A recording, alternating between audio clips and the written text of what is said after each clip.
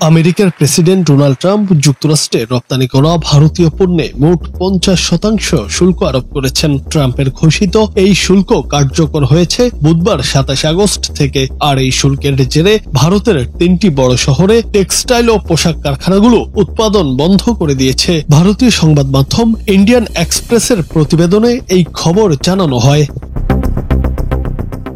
প্রাথমিকভাবে ট্রাম্প ভারতের ওপর 25% শুল্ক আরোপ করেছিলেন, কিন্তু রাশিয়ার তেল কেনার জন্য জরিমানা হিসেবে আরও 25% অতিরিক্ত শুল্ক আরোপের ঘোষণা দেন।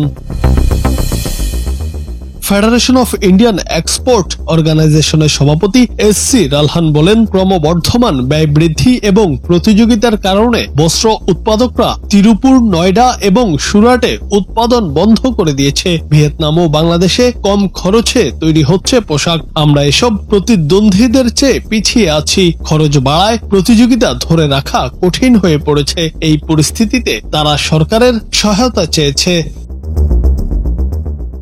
এল.সি. রালহান আরো বলেন, যুক্তরাষ্ট্রের বাজারে ভারতীয় রপ্তানি পণ্যের প্রবাহ মারাত্মকভাবে ব্যাহত হবে। তিনি এটিকে বড় ধাক্কা আখ্যা দিয়ে বলেন, 30 থেকে 35% মূল্যহীন অবস্থান তৈরি হওয়ায় ভারতীয় রপ্তানি পণ্য চীন, ভিয়েতনাম, কম্বোডিয়া, ফিলিপাইন ও অন্যান্য দক্ষিণ ও দক্ষিণ পূর্ব এশীয় দেশের পণ্যের সঙ্গে প্রতিযোগিতায় টিকতে পারছে না। ইতিমধ্যেই ভিয়েতনাম ও বাংলাদেশ কম দামের কারণে বাজারে এগিয়ে যাচ্ছে।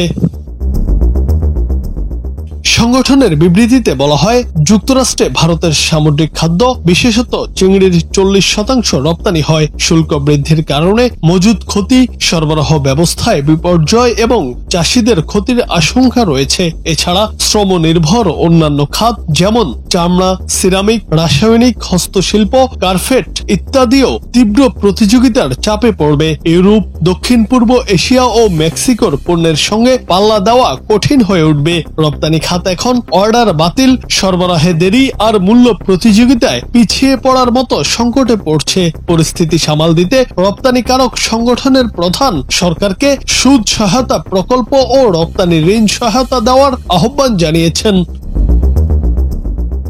সিআইটিআই সভাপতি রাকেশ মেহরা বলেছেন, সরকার এই মুহূর্তে কিভাবে সহায়তা করতে পারে তা নিয়ে আমাদের সঙ্গে কথা বলছে। তবে পরিস্থিতির গুরুত্ব বিবেচনা করে আমরা আর্থিক সহায়তার মাধ্যমে দৃঢ় সমর্থন চাই এবং কাঁচামালের ক্ষেত্রে নীতি পর্যায়ে দ্রুত সিদ্ধান্ত নিতে চাই।